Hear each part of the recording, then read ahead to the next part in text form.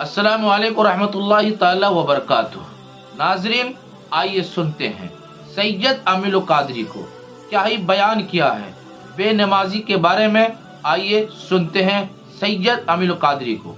آقا فرماتے صلی اللہ علیہ وآلہ وسلم، جو نماز نہیں پڑھتا اس کے چہرے سے نور ہٹا دیا جاتا ہے، جو نماز نہیں پڑھتا جب وہ اس کی روزے سے برکت اٹھا لی جاتی ہے، جو نماز نہیں پڑھتا اس پہ بیماریاں اللہ مسلط اکبر۔ کی جاتی ہے، جو نماز نہیں پڑھتا اس کے لوگوں کے دل میں نفرت ڈال دی جاتی ہے، جو نماز نہیں پڑھتا وہ بلاؤں میں گرفتار ہوتا ہے، اللہ کی اس پہ لعنت برستی رہتی ہے۔ میرے آقا علیہ السلام اپنے صحابہ کو کہتے تھے، اے ابو ہریرہ، بے نمازی کے ساتھ نہ بیٹھا کر، کیونکہ بے نمازیوں پر آسمان سے لعنت برستی رہتی ہے، تو جو بے نمازی کے پاس بیٹھتا ہے اس پہ بھی وہ لعنت کا اثر پڑ سکتا ہے۔ اللہ اکبر۔ یعنی آپ جانتے ہیں مجرم کے ساتھ اگر چور بیٹھا ہو پولیس پکڑنے آئے گی تو کیا ہوگا؟ مجرم کو ہی پکڑے گی، جو ساتھ میں ہوگا اس کو بھی لے جائے گی۔ ایسی ہوتا ہے، یہی ہوتا ہے یہی حال ہے کہ جو نمازی بھی بے نمازی کے پاس بیٹھے گا تو جو لعنت برستی ہے تو وہ لعنت کا اثر اس پہ پڑ سکتا ہے۔ بلکہ آسمانی کتابوں میں، جو پچھلی آسمانی کتابوں میں ایک بات کعب احبار کہتے ہیں کہ اللہ پاک نے بیان اللہ فرمایا اکبر۔ کہ جو نماز نہیں پڑھتا میں اس پہ لعنت کرتا ہوں، لعنت،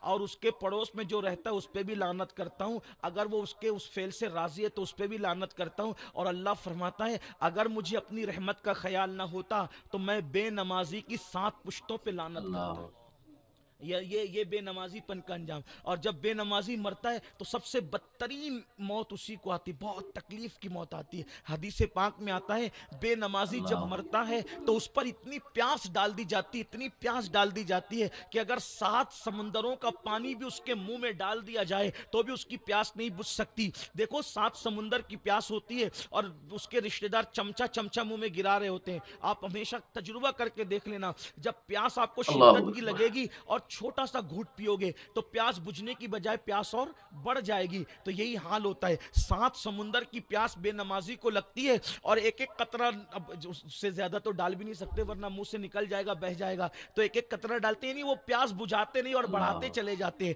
اور بے نمازی پیاسا اور بھوکا تڑپ تڑپ کے مرتا ہے۔ اگر بے نمازی کے ہاتھ پیر کی طاقت نہ کھینچ لی جاتی تو وہ جنگلوں میں ایسے تڑپتا پھرتا جیسے پاگل تڑپتے ہیں یا کٹا ہوا جانور تڑپتا ہے، اتنی سخت ترین اس کو موت آتی ہے۔ اللہ اکبر۔ اور جب اس کو اس کی قبر میں رکھا جاتا ہے تو اس کی قبر اس کو چاروں طرف سے دباتی ہے بے نمازی کو۔ میرے آقا علیہ السلام نے اپنے گورے گورے خوبصورت نرم و نازک ہاتھوں کو ایک دوسرے میں ملا کے صحابہ کو یوں بتایا، اے میرے صحابہ، اللہ اکبر۔ جیسے یہ 2 انگلیاں آپس میں مل گئی دونوں ہاتھوں کی، ایسے بے نمازی کی پسلیاں ایک دوسرے کے اندر گھس جاتی ہے، لیکن اس وقت تو پچھتانے سے کوئی کام نہیں چلتا۔ پھر میرے آقا فرماتے ہیں 99 سانپ اللہ اس کی قبر میں مسلط کرتا ہے۔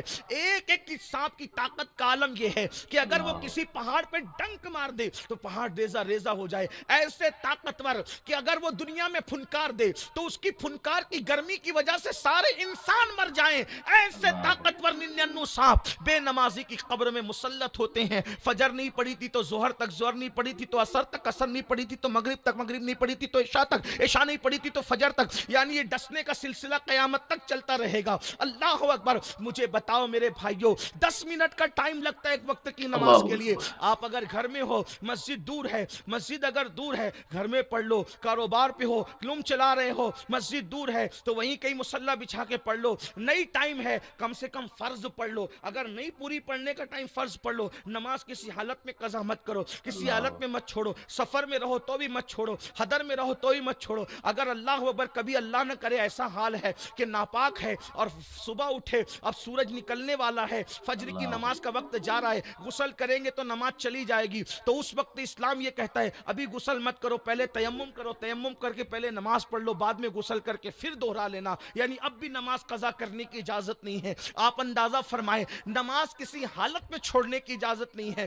ہر عبادت کے لیے کچھ نہ کچھ ڈھیل دی گئی ہے، ہر عبادت کے لیے کچھ نہ کچھ ڈھیل دی گئی ہے، لیکن نماز کے لیے کسی کو ڈھیل نہیں۔ جیسے روزہ، کوئی بیمار ہو اسلام اجازت دیتا ہے کہ بیمار روزہ چھوڑ سکتا ہے، کسی عورت کے شکم میں بچہ آ گیا، اگر وہ عورت روزہ چھوڑنا چاہے تو چھوڑ سکتی ہے، اگر کوئی سفر میں ہو رمضان شریف کا روزہ سفر کی حالت میں چھوڑ سکتا ہے، بعد میں رکھ لینا۔ دیکھو ڈھیل ہے کہ نہیں، ڈھیل دی کہ نہیں دی، لیکن نماز کا حال یہ ہے کہ آپ سفر میں ہو تو بھی پڑھنا پڑے گا، گھر میں ہو تو بھی پڑھنا پڑے گا، صحت مند ہو تو بھی پڑھنا پڑے گا، بیمار ہو تو بھی پڑھنا پڑے گا۔ یا اللہ بیمار ہوں کھڑا نہیں رہ سکتا تو کہا بیٹھ کے پڑھ، اللہ بیٹھ کے بھی نہیں پڑھ سکتا تو کہا لیٹ کے پڑھ، اشارے سے پڑھ مگر پڑھ، یعنی کہ نماز کسی حالت میں معاف نہیں ہے. نماز کی یہ اہمیت ہے. اب آخری بات عرض کر دوں, یہ نماز ہے. دیکھو اگر ہم اپنے بچوں کو نیک بنانا چاہتے ہیں, اللہ ہم اکبر. خود نیک بننا چاہتے ہیں, نماز پڑھو. اگر آپ مصطفیٰ چینل پر نئے ہو تو پہلے چینل کو سبسکرائب کیجئے, لائک کیجئے اور اپنے دوستوں تک شیئر کیجئے.